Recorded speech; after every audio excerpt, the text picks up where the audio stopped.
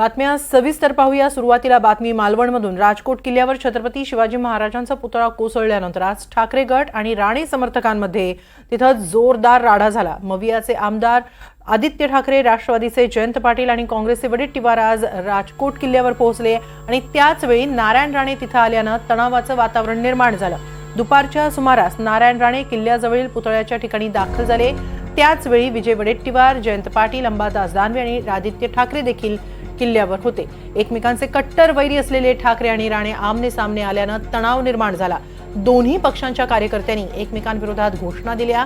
पोलिसांनी योग्य नियोजन न केल्यामुळे ही स्थिती निर्माण झाली, अशी प्रतिक्रिया दोन्ही पक्षाच्या नेत्यांनी दिली आहे। यामध्ये एक पोलीस जखमीही झाले आहेत। एकूणच काय, ज्या छत्रपती शिवाजी महाराजांनी आपलं संपूर्ण आयुष्य आपल्या माणसांसाठी खर्च घातलं, स्वराज्य स्थापन केलं, त्यांच्याच कोसळलेल्या पुतळ्याची पाहणी करताना तथाकथित मराठी माणसांसाठीच लढणारे दोन्ही पक्ष एकमेकांसमोर आले। हीच का महाराष्ट्राची संस्कृती की आपण पुतळे बनवण्याच्या नादात आपल्या थोर पुरुषांनी घालून दिलेला आदर्श विसरत चाललोय, असे सवाल यामुळे उपस्थित होत आहेत।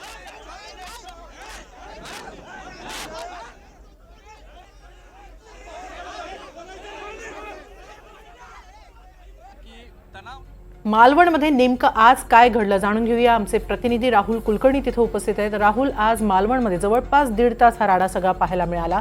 काय नेमकं घडलं आणि आता सध्या काय स्थिती आहे? सध्याची स्थिती अशी आहे की नेते निघून गेल्यानंतर मानवलमधला नेत्यामधल्या आणि त्यांच्या बरोबर असलेल्या कार्यकर्त्यांचा तणाव निवळलेला आहे। परंतु लोक असं सांगतात की 2-3 दिवस तरी स्थानिक कार्यकर्त्यातला तणाव कायम राहील। माझ्या मागे जी दुकानाची दृश्य दिसत आहेत, खरं तर हा बंद नव्हता, परंतु मालवणकरांनी उत्स्फूर्तपणे आज बंद पाळला आणि नंतर तर ज्या पद्धतीचा राडा महाराष्ट्रानं मालवणमधून बघितला, त्यानंतर लोकांनी एक स्वतःचा सुज्ञपणा म्हणू आपण की अजून तरी दुकानं उघडलेली नाही, जवळपास 4 वाजत आलेले। झालं असं हे माली की महाविकास आघाडीच्या वतीनं इथे निषेध मोर्चाचं आयोजन करण्यात आलं होतं। त्या मोर्चाला जाण्याच्या आधी सर्व महाविकास आघाडीचे नेते हे राजकोट किल्ल्यावरती जाऊन तिथे पुतळ्याची जी काही दुरावस्था झालेली आहे त्याची पाहणी करणार होते। त्याच वेळेला माध्यमांना हे कळलं होतं की दुपारी 2च्या नंतर नारायण राणे हे सुद्धा तिथे जाणार आहेत। तेही पुतळ्याची पाहणी करून नंतर माध्यमांशी बोलतील। सुरुवातीला असं दिसलं की जेव्हा नारायण राणे आणि ही मंडळी एकमेकाच्या समोर आली तेव्हा विजय वडेट्टीवार, जयंत पाटील हे अत्यंत हसत खेळत नारायण राणे यांच्याशी बोलत होते। त्यांना तिकडे जाऊ दिलं। जेव्हा आदित्य ठाकरे आले त्यानंतर मात्र वातावरण पूर्ण बदललं।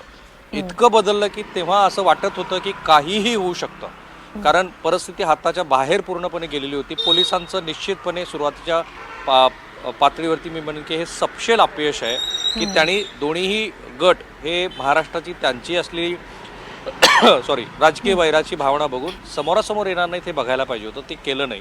आणि मग महाराष्ट्रानं जे काही बघितलं ते कल्पनातीत होतं। म्हणजे येणाऱ्या विधानसभा निवडणुकीमध्ये किमान कोकणाच्या मर्यादेमध्ये काय होऊ शकतं त्याची ती झलक आहे। बराच काळ हा तणाव होता।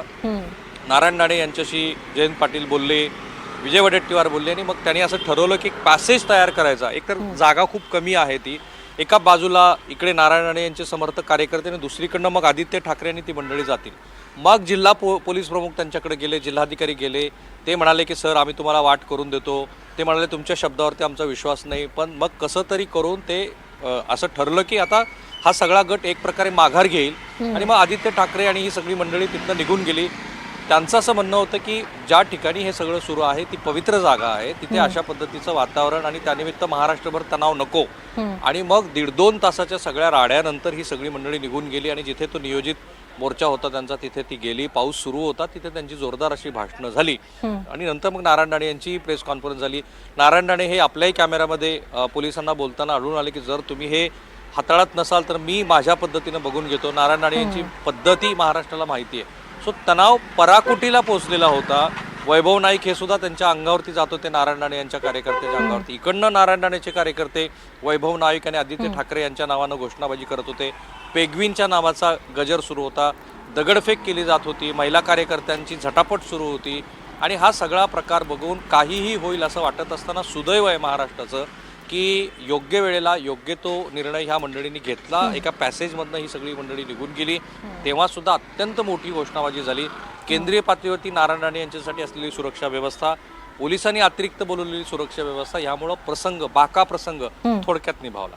नक्की थोडक्यात निभावला आणि त्यामुळे एक सुटकेचा निश्वास सगळ्यांनी सोडलेला आहे. राहुल, या राड्याबद्दल म्हणजे विशेषतः आजच्या या 1.5 तासांच्या राड्याबद्दल तिथल्या स्थानिकांचं काय म्हणणं आहे? तुम्ही स्थानिकांशी बातचीत केली आहे? बऱ्याच जणांशी मी बोललो. पक्षीय कार्यकर्ते पक्षीय भूमिका मांडत होते आणि त्या साहजिक आहेत. सामान्य लोकांचं असं मत होतं की घडलेला प्रकार अत्यंत दुर्दैवी आहे. घडलेल्या प्रकाराच्या निमित्तानं आमच्या भावनांना ठेच पोचलेली आहे आणि ती ठेच पोचलेली बघता कुठल्याही राजकीय पक्षानं राजकारण त्यांचं चालू दे. लोकांनाही कळतं की हे सगळं राजकारणासाठी सुरू आहे, सत्ताधारी आणि विरोधक. एक भावना फार कॉमन आहे सगळ्यांच्या मनात, ती महाराष्ट्रातल्या राज्यकर्त्यांनी समजून घ्यायला हवी. ते म्हणतात भले उशीर होऊ दे, पण इथे एक उत्तम पद्धतीचा पुतळा करा. ठीक आहे, तुमची भावना मला कळलेली आहे, पण जी घाई गडबड तुम्ही केली आणि त्यातनं नको ते सगळं घडलं तर ते होऊ देऊ नका. कारण महाराष्ट्रात पर्यटनासाठी आपला कोकण प्रसिद्ध आहे आणि त्या कोकणामध्ये सगळ्यांचं बहुतांश जणांचं जीवन हे पर्यटनावरती असतं. त्यामुळं राष्ट्रभक्ती, राष्ट्रप्रेम, छत्रपती शिवाजी महाराजाबद्दलचं प्रेम याच्याबरोबर व्यवसाय वृद्धीसुद्धा होत असते. आणि म्हणून आत्ता हा जो पुतळा पडला आहे, ज्याला हजारो लोक भेट देत होते, तो पुतळा पुन्हा नव्याने उभारा. आता ज्या काही चुका झाल्या त्या टाळा आणि तज्ज्ञ लोकांचे सल्ले घ्या. इथे सुद्धा मला आता नाव सांगितलं, कुडाळमध्ये पांचाळ नावाचे फार उत्तम असे आर्टिस्ट आहेत, ज्यांचं महाराष्ट्र भवनमध्ये दिल्लीतल्या अनेक त्यांनी पुतळे उभा केलेले आहेत. ही सर्वसाधारण लोकांची भावना आहे. नक्कीच. आणि याच भावनांचा आदर राखणं हे खरं म्हणजे राजकीय नेत्यांचं, कार्यकर्त्यांचं काम आहे, कर्तव्य आहे. खूप खूप धन्यवाद राहुल, आपण दिलेल्या या सविस्तर माहितीबद्दल.